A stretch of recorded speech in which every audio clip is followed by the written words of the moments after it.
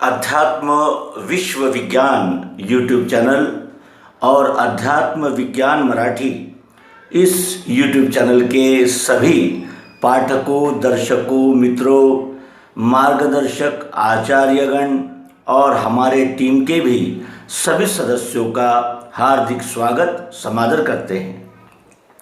मित्रों, मिडल वे क्रिएशन इस संस्था की ओर से कुछ प्रश्न प्राप्त हुए हैं।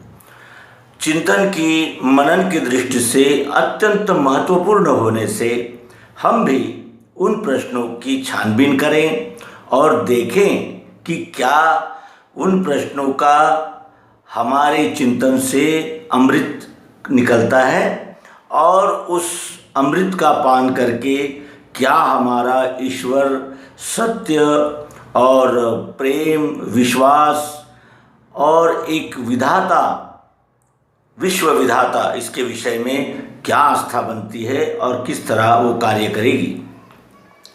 मिडल वे क्रिएशन यह अत्यंत जागरूक और जिसे कहा जाएगा कि प्रेरणा देने वाला यूट्यूब चैनल है। और इस यूट्यूब चैनल में यानी सत्य का ऊहापोह, सत्य की छानबीन, सत्य की जानकारी और सत्य के विषय प्रखर यानी जिसे कहा जाएगा कि जिज्ञासा दृष्टिगत होती है। और उनके निमित्त से हमें भी यह मौका मिला है कि हमें भी थोड़ा चिंतन मनन करें और जानें कि ईश्वर क्या है। प्रश्न अति महत्व के हैं और शंका समाधान के सत्र में उनका हम निराकरण करने का यथामति प्रयास करेंगे। और अगर कुछ त्रुटियां होंगी तो मिडल वे क्रिएशन ये संस्था कमेंट बॉक्स में अवश्य नमूद करें। पहला प्रश्न यह है कि अगर ईश्वर है तो वो बुराई पर अंकुश क्यों नहीं लगाता। दूसरा है कि वो सर्वशक्तिमान है, ऐसा भी कहते हैं, और उसकी शक्ति का हमें कहीं प्रभाव नज़र नहीं आता, तो वो सर्वशक्तिमान कैसे हैं। फिर उसकी इच्छा क्या है, वो क्या चाहता है। क्या वो लड़ाई झगड़े, दंगे फसाद और एक दूसरे के प्रति ये वैमनस्य, विद्वेष ये चाहता है। उसकी चाहत क्या है, वो क्या चाहता है। और क्या वो विद्वेषी है, वो द्वेष करने वाला है ईश्वर। फिर वो कहते हैं कि ईश्वर प्रकाशक है, तो ऐसे प्रकाशक का क्या लाभ है कि जो बुराई पर अंकुश नहीं कर पाता। और इससे ये भी विदित होता है कि सारी गलती उसी की है और उसकी गलती का खामियाजा हम मनुष्य जाति को भोगना पड़ रहा है। फिर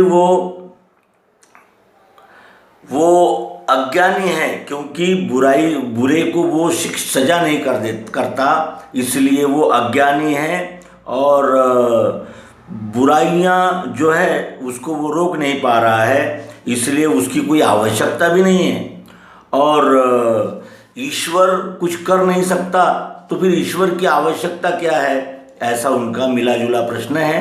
प्रश्न यानी विस्तार से है, जिसको हमने संक्षिप्त में आपके सम्मुख रखा। आइए क्रमशः शुरू करें।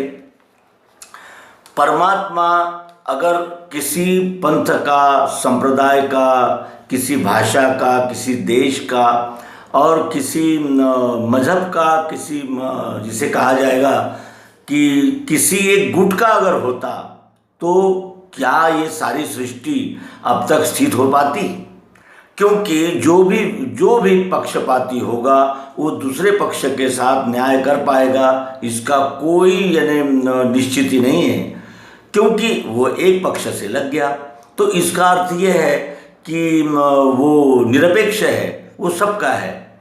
और हमने सर्वांग योग के माध्यम से इस प्रश्न की ओर जब देखना प्रारंभ करते हैं तो हमें ऐसा दिखता है कि परमात्मा क्या है।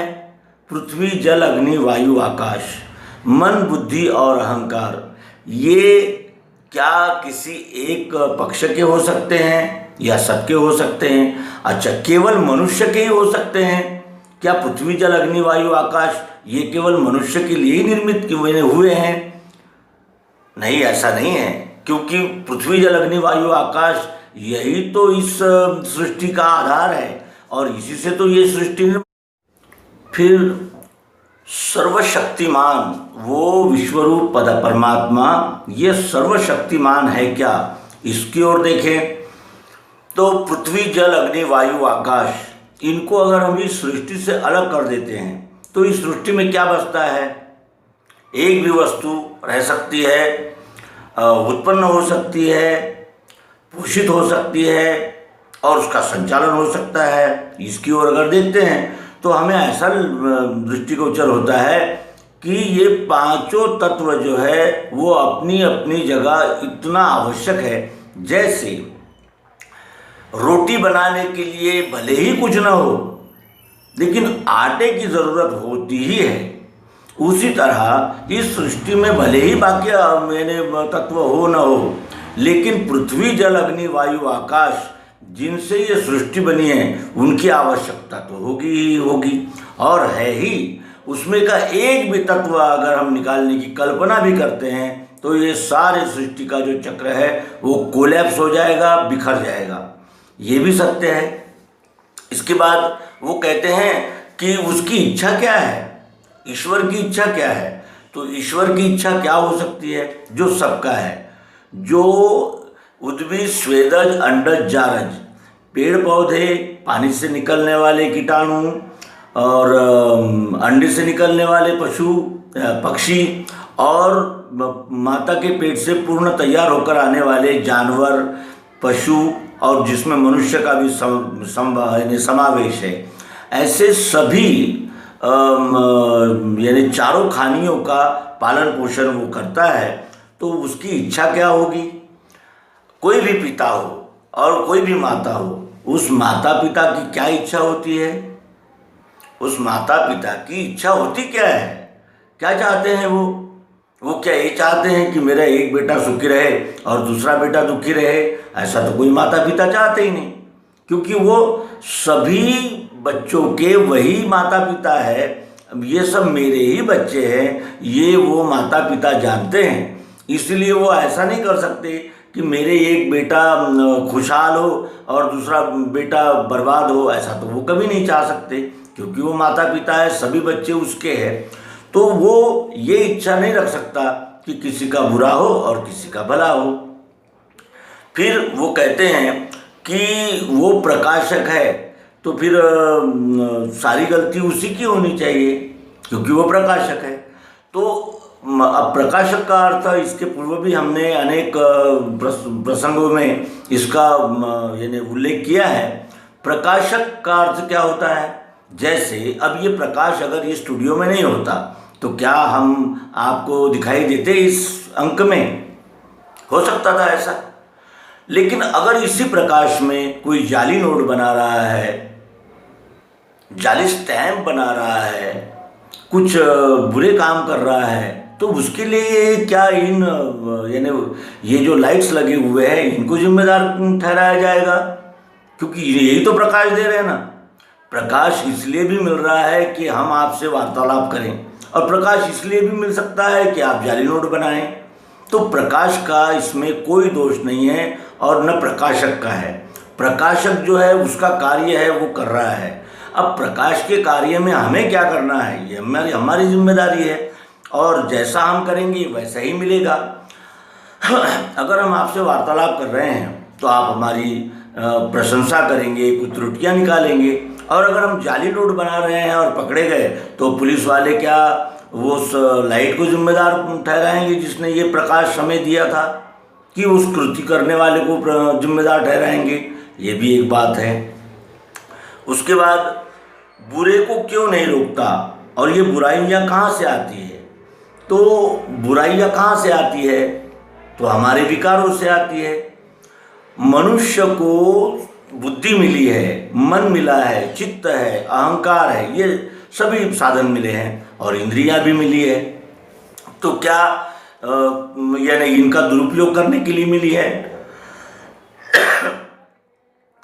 ये जो इंद्रियां, मन, बुद्धि, चित्त और अहंकार, ये सारे साधन इसको प्राप्त हुए हैं, तो ये किस लिए मिले हैं? क्या ये कान अच्छा ही सुनने के लिए मिले हैं, कि बुराई सुनने के लिए मिले हैं कि सब कुछ जो सुनाई देता है। इस कान से हमें पक्षियों की चहचहाहट सुनाई देती है, नदी की कलरव सुनाई देती है। तो इस कान का क्या प्रयोजन करना है, क्या सुनना है, ये कौन निश्चित करेगा? ये हम करेंगे। आंखें हैं, क्या देखना है क्या नहीं देखना है, इसका निर्णय कौन करेगा? हम करेंगे, क्योंकि आंखें हमारे पास है। नाक, क्या सूंघना है क्या नहीं सूंघना है, क्या हम दुर्गंध के पास जाकर इस नाक से सूंघ सकते हैं? सूंघेंगे, सुगंध सूंघेंगे या दुर्गंध?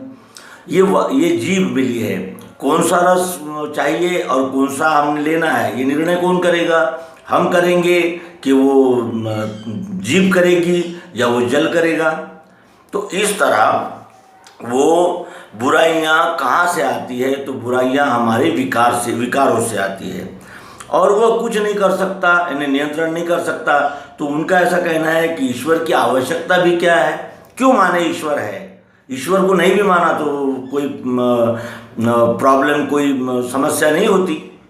तो इसके लिए यही उत्तर है कि हमें पिता की आवश्यकता क्या है, माता की आवश्यकता क्या है, और माता पिता अगर न हो तो क्या हमारा अस्तित्व रह सकता है?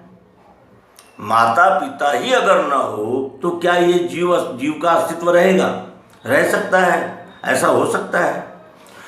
पृथ्वी, जल, अग्नि, वायु, आकाश, ये परस्पर पूरक है। हमने इसके पूर्व के एपिसोड में देखा था कि जल से ही इस अन्न का पोषण होता है, और अन्न भक्षण से ही ये जीव, चराचर जीव चलन वलन, प्रसरण और व्यवहार करते हैं। वही अन्न नाड़ियों में कफ, वात, पित्त बनकर धड़कने लगता है, जिससे फिर सत्वगुण, रजोगुण, तमोगुण, ये 3 गुण निर्माण होते हैं, और वही सारे इंद्रियों, मन, बुद्धि और चित्त को, अहंकार को भी वो चलायमान रखते हैं, क्रियाशील रखते हैं। तो कहने का आशय ये है कि अगर माता पिता ही न हो तो जैसे हम नहीं रह सकते, उसी तरह अगर ईश्वर न हो तो ये सृष्टि भी नहीं रह सकती। और ये सृष्टि जो आज इतने उन्नत अवस्था में आई है, तो इसका अगर मूल देखा जाए तो मूल में क्या है? मूल में मानव है। मानव तो उसका विकसित प्रोडक्ट है, विकसित उत्पाद है। लेकिन उसके पहले मूल में क्या है? अगर हम मूल की ओर देखते हैं तो हमें ऐसे ही नजर आता है कि पृथ्वी, जल, अग्नि, वायु, आकाश, यही उसके मूल में होने चाहिए, और जिससे वो बना है। अब ये जो विकास हुआ, ये क्रमिक विकास है। धीरे धीरे जो क्षर भाव है वो सतत रूपांतरण होने वाला है, जो सतत परिवर्तन इसका जारी रहता है। उसी परिवर्तन का परिणाम है ये सारा विकास, और ये इतना विकास कि आज मानव अपने पिता पर, अपने जन्मदाता पर प्रश्न कर रहा है। और ये उचित भी है, क्योंकि बगैर जिज्ञासा और बगैर छानबीन इस विश्व में जो कुछ भी माना जाता है और कहा जाता है, वो केवल अंधश्रद्धा ही माननी चाहिए। और ये जो इतने प्रकार के ईश्वर निर्माण हुए हैं, इन ईश्वरों का इस मनुष्य जीवन के व्यवहार पर क्या अंकुश होता है, कौन सा नियंत्रण होता है? बल्कि उसे ये कहा जाता है कि ये मत कीजिए, ईश्वर नाराज हो जाएगा, ऐसा मत कीजिए, वो परमात्मा दंड देगा। यानी एक डर का माहौल, एक डर का प्रेशर लगा रहता है, और प्रलोभन रहता है। अगर हमने ईश्वर की इच्छा के अनुसार कार्य किया तो क्या होगा? हमें स्वर्ग मिलेगा, फिर वहाँ हुरे होंगी, अप्सराएं होंगी, अनंत प्रकार के भोग होंगे, और फिर बहुत आनंद करेंगे वहाँ। तो उस आनंद का लालच और डर, ये खड़े किए इस मनुष्य ने, और उसके आधार पर वो अपने अपने मत पंथ संप्रदायों का, यानी जिसे कहा जाएगा कि स्थापना करता है, और वही करते हुए अन्य लोगों को भी अपने संप्रदाय धर्म में जोड़ने की कोशिश करते हैं। अगर वो सत्य ही ईश्वर होता तो क्या वो एक बच्चे के साथ दुर्व्यवहार और दूसरे बच्चे को गले लगाता? क्या ऐसी वो असंवैधानिक, अमानवीय आज्ञाएं देता कि अन्य पंथों संप्रदायों का कत्ल करो और उन्हें अपने पंथ में लाओ, और अगर वो अपने पंथ में नहीं आते तो उन्हें तलवार दिखाओ, तलवार से चोट पहुंचाओ, डर दिखाओ, या फिर प्रलोभन दो, आप हमारे संप्रदाय में आइए, फिर हम आपको ये देंगे, वो देंगे, ऐसा करेंगे, वैसा करेंगे? कहने का आशय यह है कि ये विश्व ही विश्वरूप परमात्मा है। अब उनका इसमें एक मौलिक, अत्यंत मौलिक प्रश्न ये है कि वो मानवीय व्यवहार को नियंत्रित नहीं कर सकता तो वो ईश्वर कैसे? तो मानवीय व्यवहार जो है, हमने इसके पूर्व में ही बता दिया कि मानवीय व्यवहार पे उसका अंकुश इसलिए नहीं है कि उसको केवल मानवों का ही विचार करना नहीं है, तो वो सृष्टि रूप है, वो स्वयं ही है। वो इस सृष्टि से, विश्व से अलग न रहने से उसे, यानी कोई एक पक्ष नहीं है, एक यानी जिसे कहा जाएगा कि एक बाजू नहीं है, वो सर्व है। सर्व रहने से उसने सब कुछ हम पर छोड़ दिया। उसने कह दिया कि मैं केवल आपको जन्म दूंगा और आपको मैंने जन्म देकर छोड़ दिया है, क्योंकि आप जीव भाव है। सबके जीव भाव अलग होते हैं, सतोगुण, रजोगुण, तमोगुण, ये 3 प्रकार के गुण हैं और उन्हीं गुणों को धारण करके ये जीव चराचर सृष्टि कार्य कर रही है। तो इसमें वो अगर हस्तक्षेप करने लगता तो एक के ऊपर न्याय करे तो दूसरे पे अन्याय हो जाए, दूसरे से न्याय करे तो तीसरे पे अन्याय हो जाए। इसलिए ही उस विश्वरूप विधाता ने अपने आप को इन सारे बखेड़ों से दूर रखा और वो निरपेक्ष होकर इस समस्त सृष्टि का आधार बना हुआ है। और ये सभी धर्म पंथ मत कहते हैं, केवल सर्वांग योग ने ही ये सिद्ध कर दिया है कि ईश्वर सबका अलग अलग नहीं हो सकता। पृथ्वी, जल, अग्नि, वायु, आकाश, मन, बुद्धि और अहंकार, यही इस विश्वरूप परमात्मा के प्रकृति के अंग है। जैसे मेरा अंग है ये हाथ, मेरा है अंग, मुझसे भिन्न नहीं है, और इस हाथ के बगैर मैं नहीं हूँ। इस हाथ को घर में रखकर मैं स्टूडियो में नहीं आ सकता, इस हाथ के साथ ही आना होगा मुझे। ये मेरा अंग है, लेकिन ये मेरा अंग है तो मैं कौन हूँ? मैं और मेरा। तो ये पृथ्वी, जल, अग्नि, वायु, आकाश, मन, बुद्धि और अहंकार, जैसे सतोगुण, रजोगुण, तमोगुण कहते हैं मूल में, और अस्थि भांति प्रियत्व रूप जो चाहत जरूरत है, वो विश्वरूप परमात्मा का निराकार भाव है। अब किसी को प्रिय है चोरी करना, और किसी की चाहत है दूसरे का लूट लेना, और किसी की चाहत है परोपकार करना, दया धर्म करना। ये चाहत सबके लिए एक जैसी वो कैसे निर्मित कर सकता है? क्योंकि सभी इसी में हैं। और मान लीजिए कि उसने ऐसा सोचा कि मैं किसी एक पक्ष का ये करूं, यानी संरक्षण करूं। अब मान लीजिए उसने पुलिस का संरक्षण किया, तो चोरों का क्या होगा? और चोर नहीं होंगे तो पुलिस किस लिए है? यानी ये सारा जो सृष्टि का व्यवहार है वो अन्योन्याश्रित है। क्या करना है, क्या नहीं करना है, ये मानव का उत्तरदायित्व है। इसके लिए ईश्वर उत्तरदायी नहीं है। और भगवान श्री कृष्ण जी भी गीता में कहते हैं कि प्रभु नहीं धारे किसी के पाप पुण्य को। प्रभु किसी के पुण्य और पाप को धारण नहीं करता, जो करता है वही धारण करता है, और जो धारण करता है वही उसके फल भोग का अधिकारी होता है।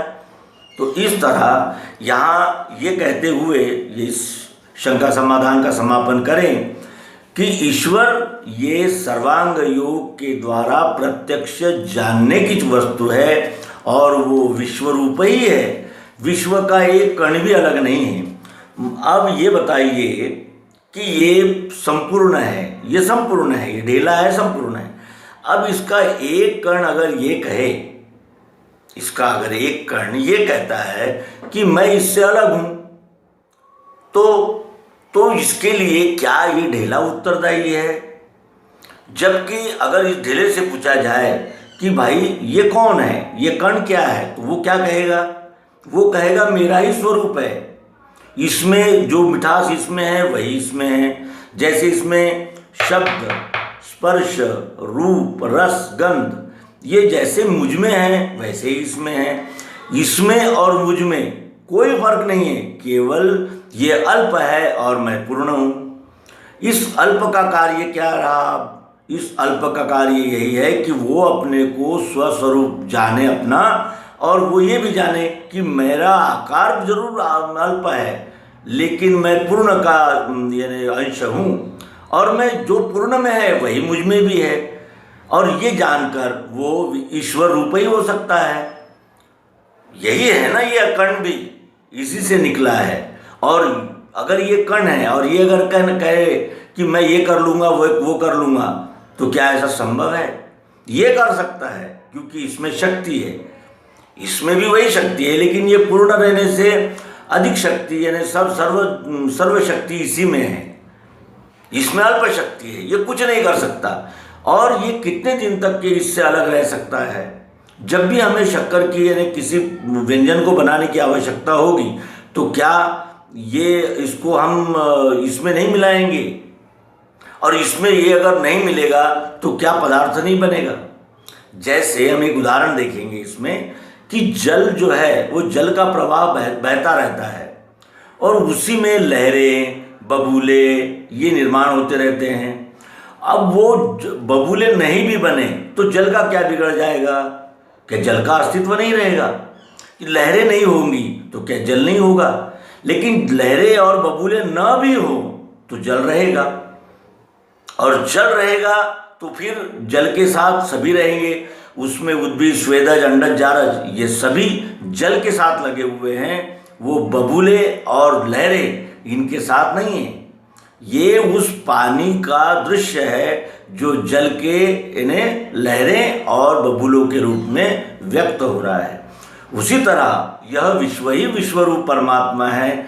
ये जो सुबह शाम दोपहर धूप गर्मी यानी गर्मी ठंडी बरसात सुख दुख लाभ हानि ये जो दिख रहा है ये उसके प्रकृति का प्रकाश है, ये व्यक्त प्रकृति का कार्य है। और वो प्रकृति में रह के भी अलिप्त है क्योंकि वो सबका है और वो निरपेक्ष है। वो अगर पक्षपात करने लगेगा तो उसे कोई ईश्वर ही नहीं कहेगा, और वो ईश्वर यानी वो ईश्वर कहना तो छोड़ो, लेकिन ये सृष्टि भी नहीं रहेगी। इसीलिए उसने अपना निरपेक्ष भाव बनाए रखने के लिए ये सृष्टि में स्वयं वही है। एको हम बहुश्याम, मैं एक ही हूँ लेकिन बहुत बन गया हूँ, और ये बहुत इसलिए बना हूँ कि ये सारा सृष्टि चक्र ये मेरे आधार से चलता रहे। तो अब ये कहना कि हम ईश्वर की आवश्यकता क्या है, तो इसमें तो कोई यानी ये प्रश्न ही नहीं हो सकता, क्योंकि ईश्वर ही नहीं होता तो फिर अच्छा ईश्वर की आवश्यकता नहीं है ये एक पल के लिए मान लिया जाए, गृहीत पकड़ा जाए, तो ईश्वर की आवश्यकता नहीं है तो फिर इसकी आवश्यकता क्या है? ये ऐसा कौन सा महान कार्य करके जाता है जो ईश्वर से भी महान हो, ईश्वर से भी बड़ा हो और ईश्वर जैसा सर्वसमावेशक हो? क्योंकि ये तो बद्ध हो गया है, मैं कण हूँ, मैं इसका कण हूँ। ये कण भाव जो है जीव भाव है, इससे बद्ध होकर ये अपने मैंने जीव भावना के अनुसार कार्य करता है। ये जो कण है ये अपनी जीव भावना से कार्य कर रहा है, इससे बिछड़ गया है, और इस वस्तु का इस कण से विरोध नहीं है, न कोई अलगाव है न कुछ अलग है। और यही सर्वांग योग सद्गुरु योग युक्ति से इस कण को ये जागृति इस बोध देने के लिए कि तू इसी का अंश है, इसी से निकला है, इसी में रहता है और इसी में विलीन हो जाता है, ये बोध देने के लिए तत्वदर्शी सद्गुरु भगवान हमें सर्वांग योग देते हैं।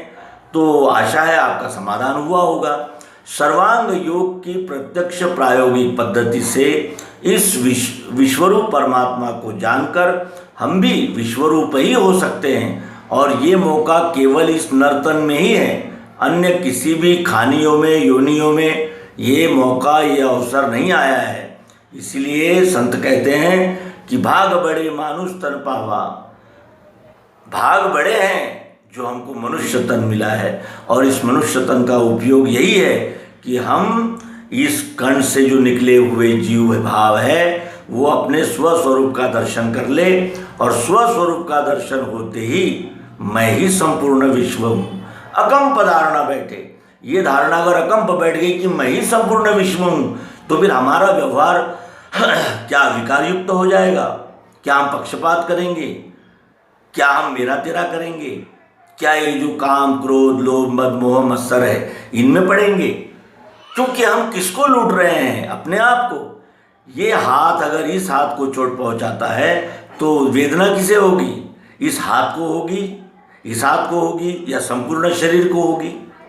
तो ये इस तरह का विशाल दृष्टिकोण और विश्व के साथ एकात्म होने की यानी अद्भुत किमया, अद्भुत युक्ति, ये सर्वांग योग है। आशा है आप सर्वांग योग का परिशीलन करके इस विश्वरूप परमात्मा की यानी वस्तु स्थिति और विश्वरूप परमात्मा का बोध ग्रहण करके फिर स्थायी समाधान और स्थायी शांति में स्थित हो जाएंगे।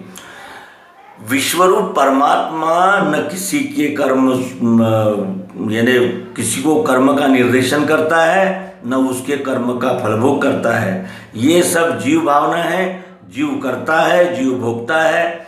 और अब जो हमने शुरू में ही ये मास्क लगाकर आपको दिखाया था,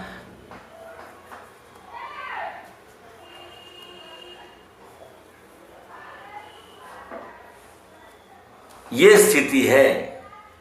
और ये स्थिति के लिए क्या परमात्मा जिम्मेदार है?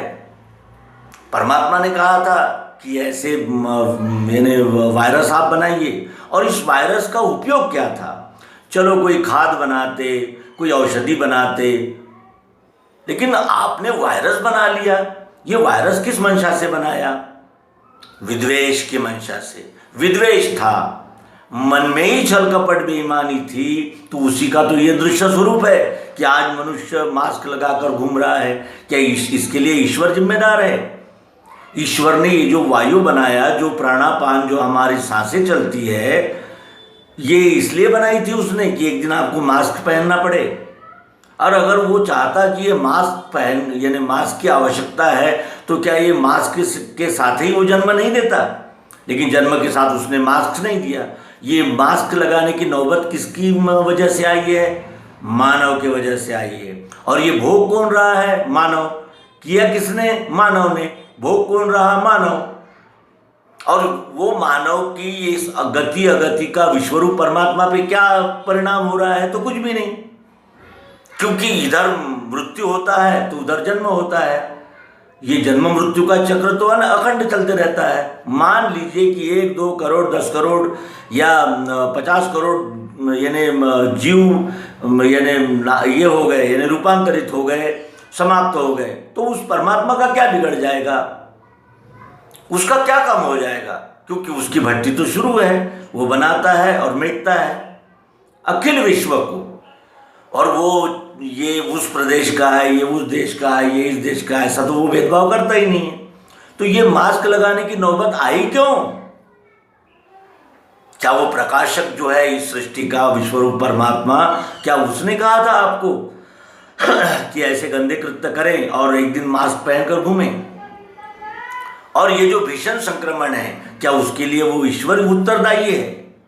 क्या उसने वायु जब उसका अंग है तो क्या वो प्रदूषित है? ये शुरू से ये प्रदूषण किया किसने?